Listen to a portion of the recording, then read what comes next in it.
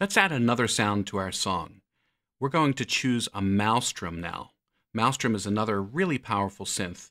I think you're getting the idea that Reason is loaded with great sounds. So we control-clicked in the empty rack, choose the Maelstrom Grain Table Synthesizer. Maelstrom is basically a granular synth. And just to review, the Maelstrom synth is highlighted in blue, which means it's the active synth, which means if I play my keyboard, I'm going to hear it. If I open the sequencer, you'll see that it is selected and record has been selected. So let's play back the synth.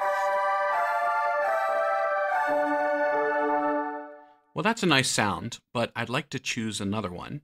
And we can do that by going into the patch browser, which is this folder icon right in the center here.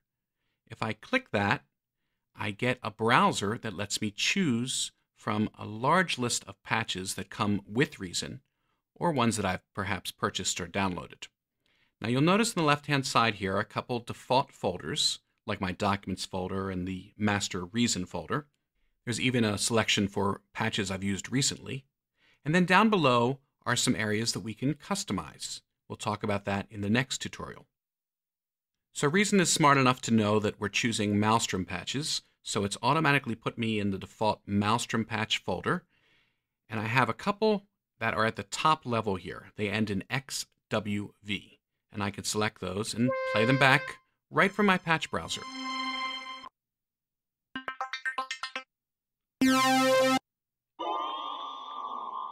Besides these top-level patches, I also have patches nested in folders. For example, if I want to go into the Pads folder, I just double-click the Pads folder, and now I've got lots and lots of Maelstrom pads.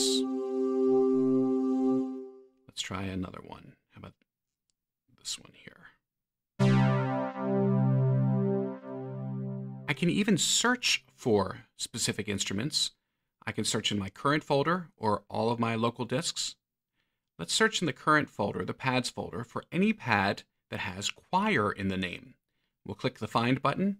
Here are my choirs.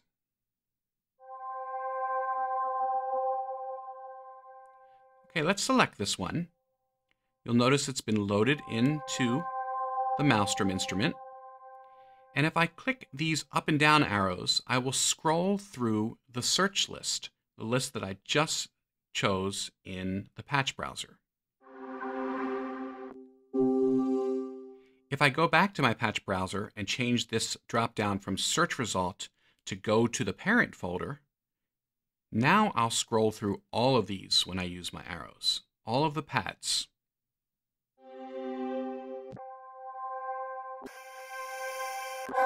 Loads them pretty fast, as you can see. Okay, back in the patch browser, we're going to go up to our monosynths and audition some monosynths.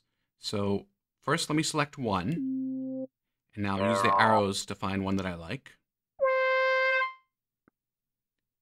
I like this acid one, so let me double-click on the masking tape and give it a name.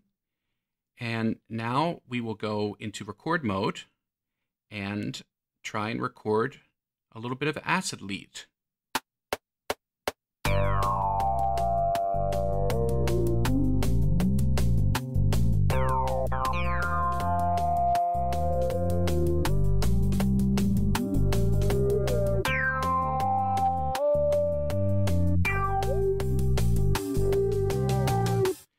No comments on the composition, please. So as you can see, there is the acid lead clip that we just recorded. The mod wheel is that wavy line. The MIDI notes are there. And we just recorded another track for our song.